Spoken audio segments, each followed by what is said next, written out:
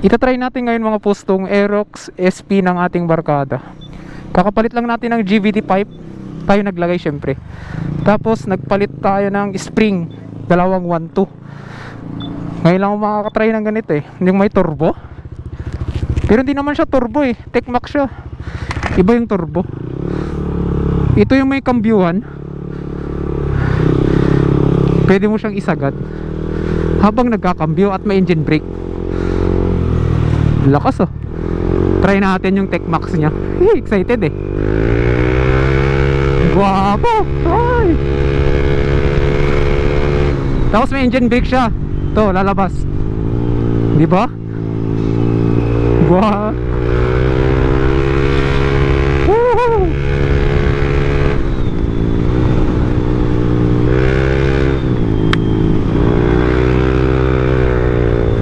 Ganun pala yun.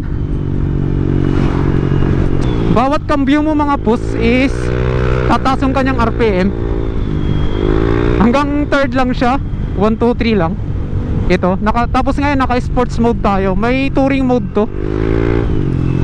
Pero hindi ko pa masyadong na-review. Kaya kung ano-ano na lang yung napapansin natin, doon na lang ako nagbabase. Woo! May engine brake, guwapo. Yung ganon, masarap to sa cornering. Saka feel ko parang di ko bagay ito eh, kasi mataas siya. Hindi ko lang alam. Sarap. Sarap ng sports mode ah. Para talaga siyang turbo.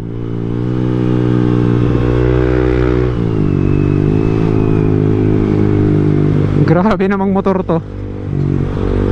Legit na hindi mo na kailangan magpalit ng sidings dito. Spring lang okay na. Dito ba yung susi? Andito. Kasi bibili tayo ng ulam. Hiniram ko lang. Kasi kakaayos lang natin to eh. Ito, bili tayo ng ulam. Tapos so kapansinin nyo naman yan mga pus. Grabe yung itsura ng SP no.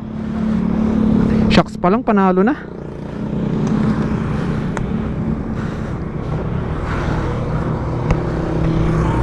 Ako na rin yung nagpalit ng tail tie din ito. Ang hirap baklasin yan, grabe. Tapos yun, gamitin na naman natin siyang pauwi. Ikot tayo. Baho ah. Yung pipe siguro yun. Susunog yung fiber. Kakabili lang kasi namin. Grabe namang ang gandang i-ship. Sana ganito yung NMAX natin.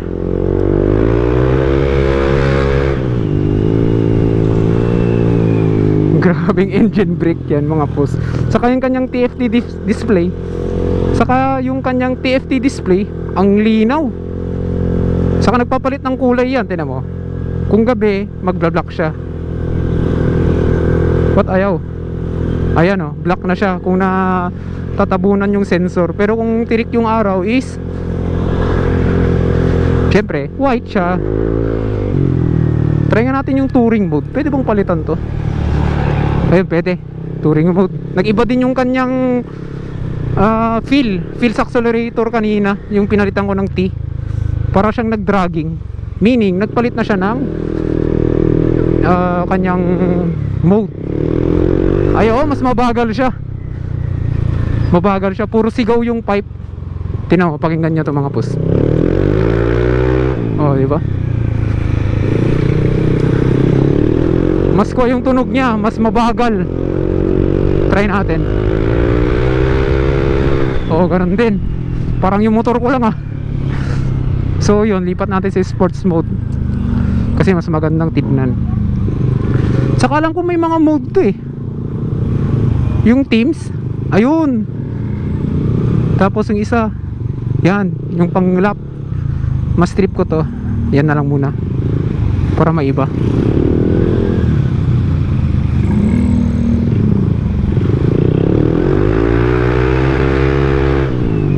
Lakas, grabe. Saan nakikita yung cambio dito sa ganitong teams? Ayun, sa taas. 2 tapos 3. Kikita nyo mga push. Tapos kung magbabaw siya, yan, magpupunta siya sa 1 2, 3. Mag-RPM siya.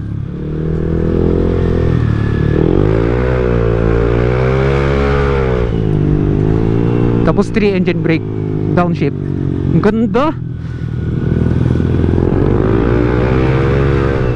Ang lakas. Wala akong masabi. Quick review lang to mga boss. Dito sa SP. Isa pa. Cambio 1 2 3. Grabe, ang bilis. Tapos engine brake, nasa 1 tayo, 2, 3. Rinig nyo yung pipe.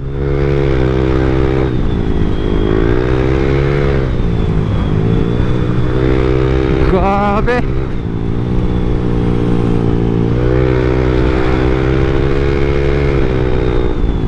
Kalang palit natin yung teams. Baka makita ng may-ari. Ginalaw-galaw natin eh.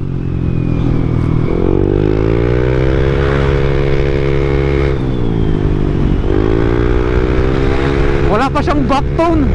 Siyempre bagong lagay. Siguro habang tumatagal lalabas yung backtone niya.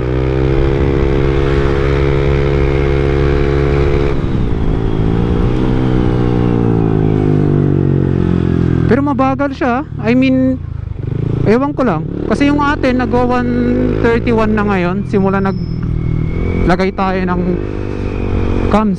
Pero ito yung 100 niya is parang sakto lang. Pero yung pagkakalam ko, yung top speed nito pure stock is 130 sports mode. At yun lang mga boss, tatapusin ko na yung vlog kasi dito na tayo sa bahay.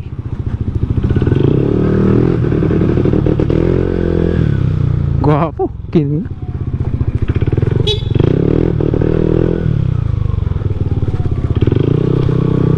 Gumagana yung traction control.